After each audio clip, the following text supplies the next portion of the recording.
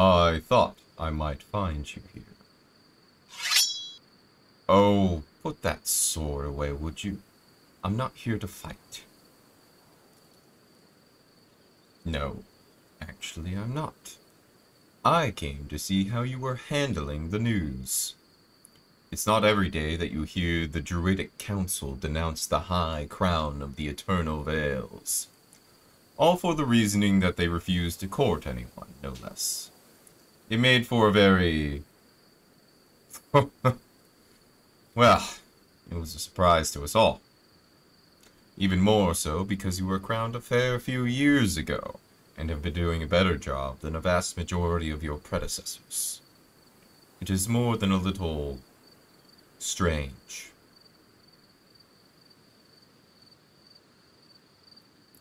No, I'm not mocking you.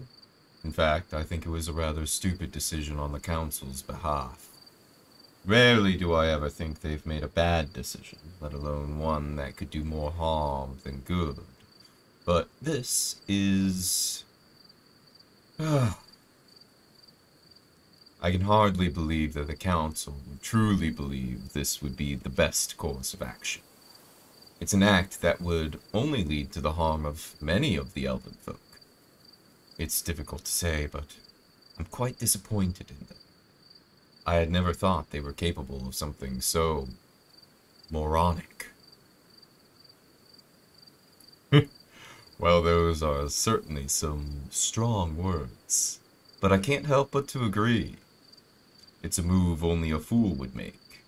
And yet, they've decided that you are unfit to rule all for the simple reason that you aren't betrothed. What ridiculous reasoning. It's not as if you ever needed someone by your side to rule, even though you and I haven't seen eye to eye for quite a while. I'd be lying if I were to say you were an unfit high crown to your people. I highly doubt that there's anyone that could take your place and match your ability, let alone surpass it. Now, don't look so pleased with yourself. You and I both know that despite our rather complicated personal history, we've always stood next to each other when it comes to the good of our kingdoms. You're tenacious, hard-working, and honor your word, which are traits I greatly respect and admire. It's why I find it so infuriating that the council would admonish you for something as trivial as not having taken a lover. Did they happen to give you a reason as to why they came to such a decision?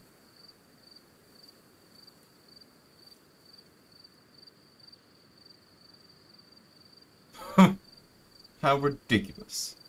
They thought that you, of all people, need another person to shoulder the weight of the crown with you. What a foolish notion. You've done fine for years now. Why would you need someone now?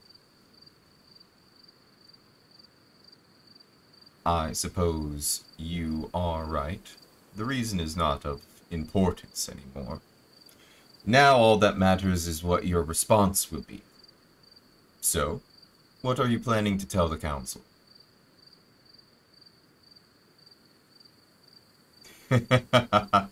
Asking for my advice now. By all the high courts, I never thought I would see the day.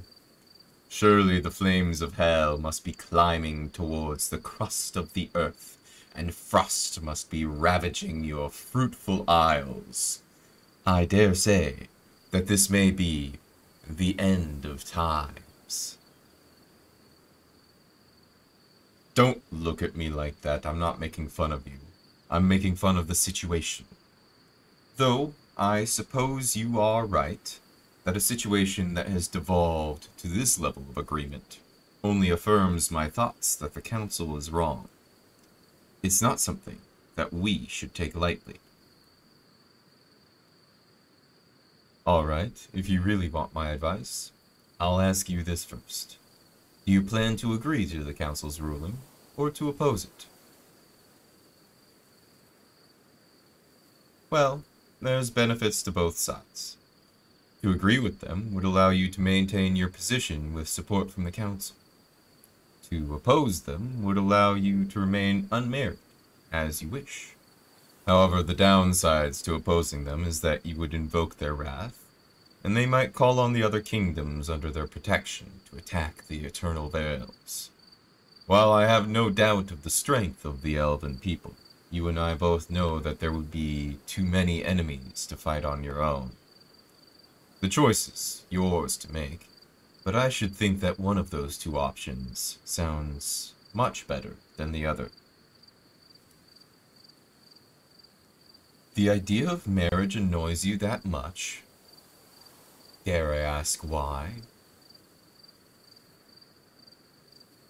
If that's the case, then all you need to do is find someone who isn't so obsessed with the idea of romance.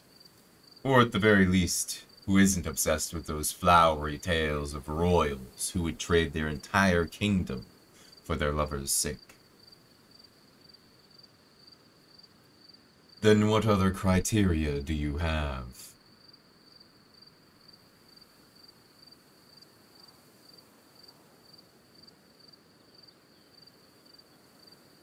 As much as I may hate to say so, I think you might need to be a bit more lax on your requirements for a spouse. Even if you weren't pressed for time, it would still be a challenge to find someone who possesses all of those qualities. Or, in some cases, who lacks those qualities. Stubborn as ever, I see. Then you should try approaching this from a different angle. Who can you think of that would be willing to marry you, and that you would be able to get along with? If love isn't something that you see as feasible in these circumstances, then you should at least seek an amicable companionship.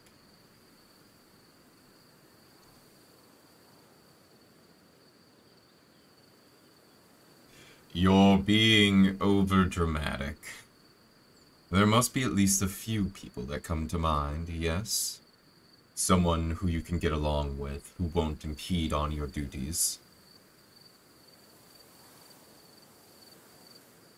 Then think harder. Surely you can think of someone who you can trust and rely on without them being dependent on you. Someone who will fulfill their duties, and could help you with your own. Someone respectable, and with a good head on their shoulders.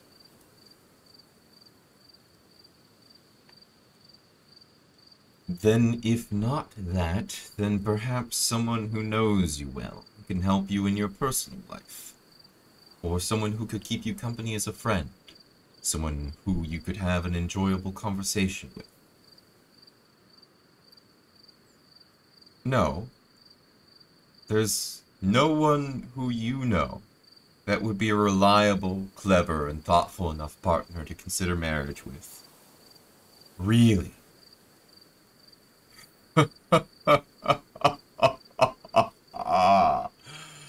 By the high courts, just how lowly do you think of me, then? Do I really not fit any of those criteria in your eyes?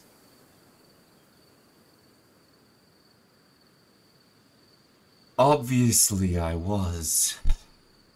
I'm surprised you didn't pick up on it. Yes, I'm quite serious.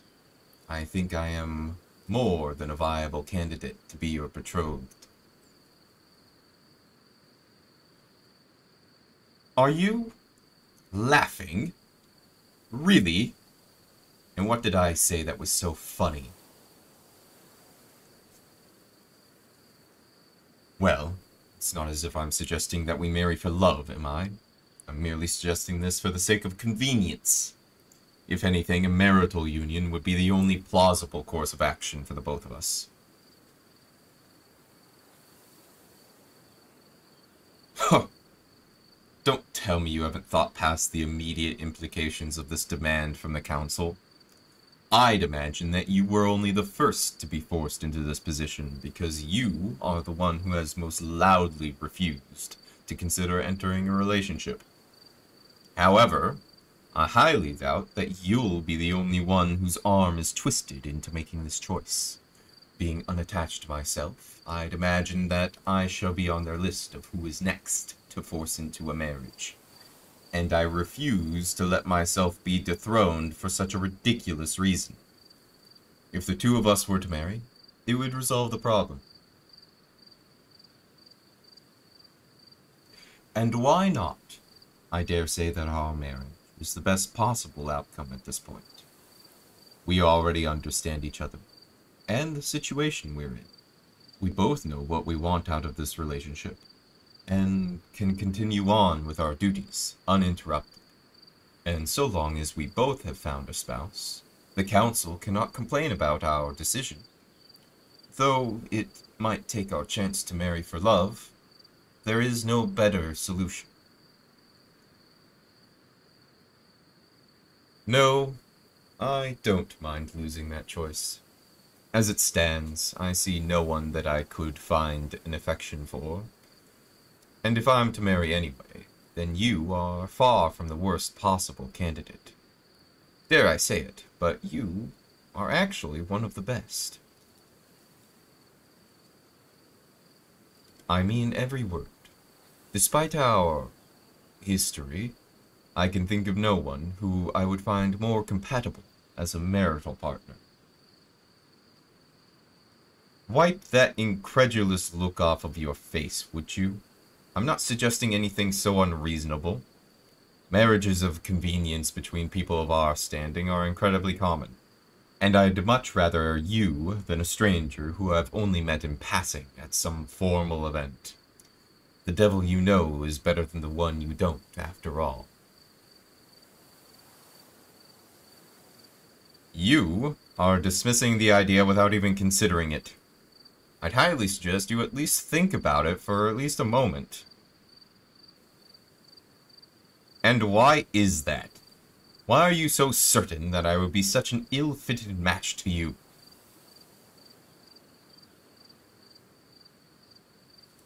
There are a vast number of reasons that say otherwise. We occupy the same position among our people to start with. We have the same mindset towards duty and the same dedication to our work. We share many of our pastimes, and have had many engaging discussions before, even if a majority of them were arguments. We even have a shared history in the form of a relationship, so surely there must be something about me that you find worthy of loving.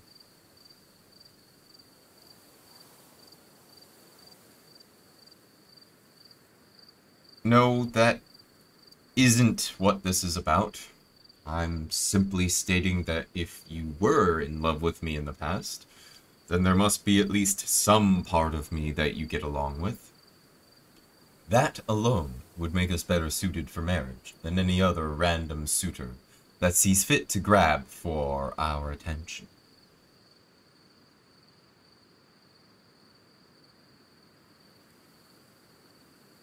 Huh. Hardly. That romance died long ago, if you will recall.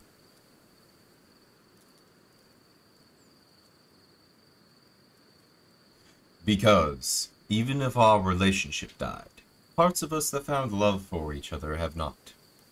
Surely we can find a connection through those parts of us that drew us together in the first place. I didn't mean it in that way, and you know it.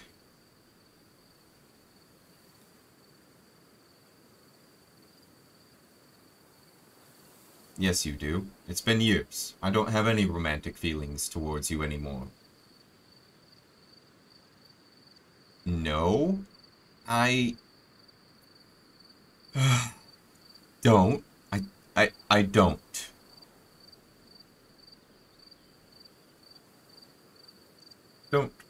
Don't ask me that. There's no way to answer that where I could possibly hide my heart from you. Not when you're standing so close to me. Not when you're looking at me like that.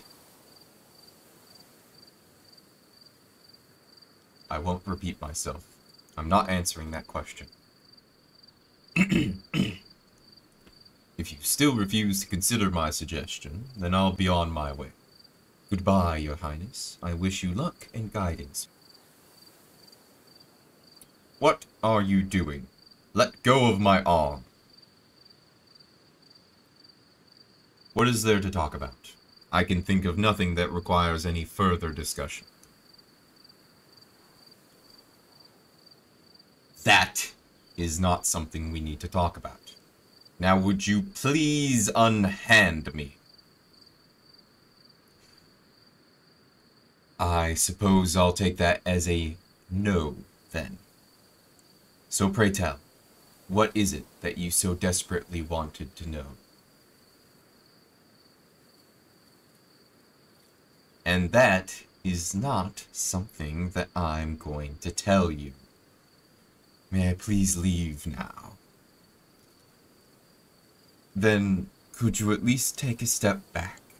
There's no need to stand so close. Then I promise I won't run. Does that satisfy you? I already am looking at you. Then what is it that you... Oh, could you, please let go of my face? This is hardly necessary.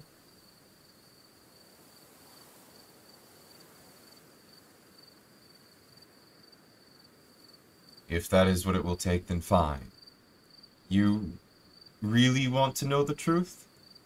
You're certain?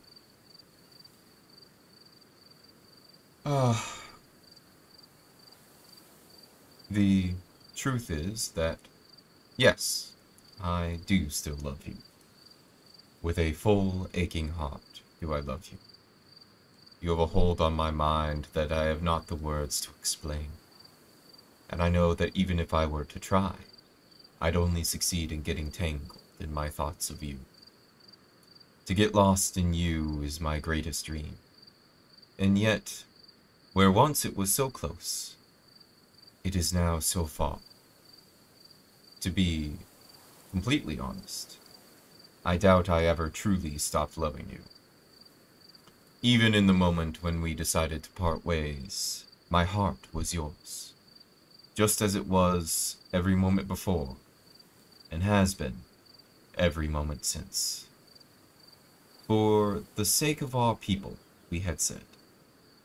And yet it was only you that I could think of.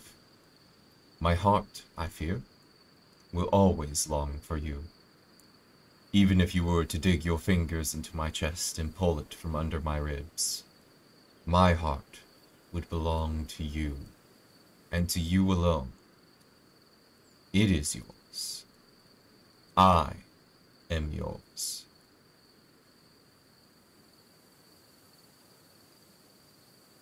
I mean every word. You can tell, can't you? You always could read my eyes like no other. Tell me, my beloved sunlight, what do my eyes tell you? You see the truth, don't you? I can tell. I can read your eyes just as easily as you can read mine. What all do you find in them, my sunlight? Adoration, desire, love, all of those and more?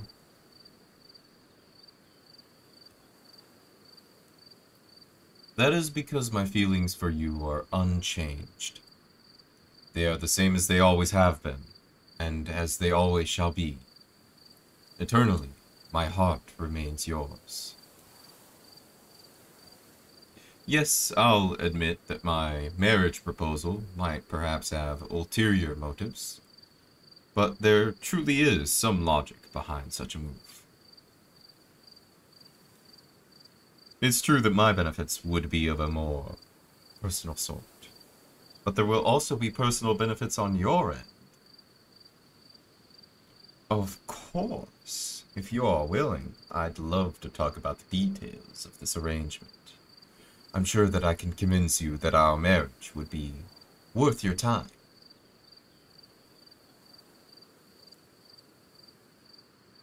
Of course. If you give me an evening to tell you every detail, I will show you a courtship that the world will never see the likes of again. Over drinks, perhaps. Excellent.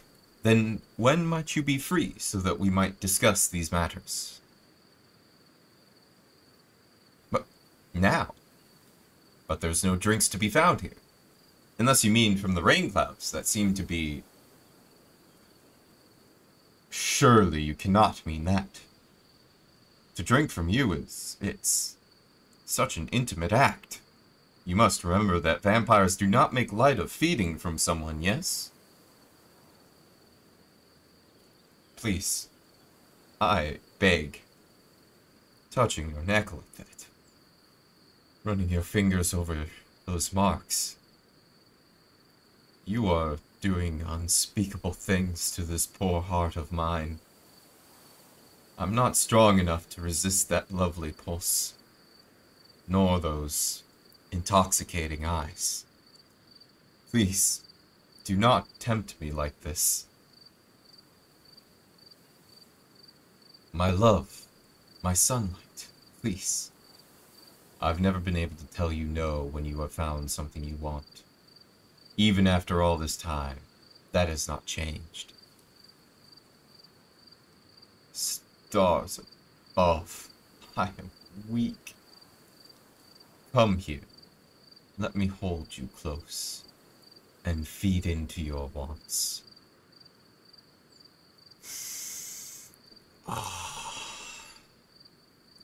You are the sweetest form of wicked. You know that. Such a sweet demise you are.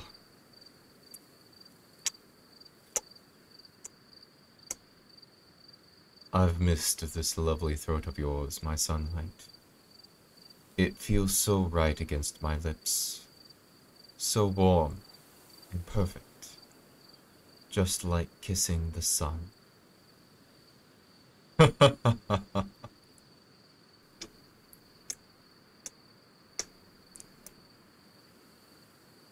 Are you ready, my sunlight? Good. Then hold tight to me and let me remind myself of what I've missed so dearly.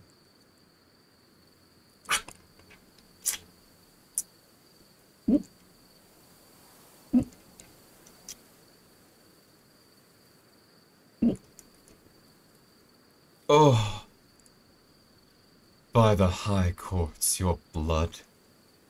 My memory was no match for the real thing. I think it might be pulling my heart towards you even more. Oh, then have my lips convinced you to accept my proposal? That's only fair. It's a heavy decision to make. Perhaps, if I may, we could meet for drinks again? I swear that I can convince you of the benefits of an arrangement between us, if you will only let me. Tomorrow, perhaps. We could meet here again, if that suits you. Good. I look forward to seeing you again tomorrow, Your Highness.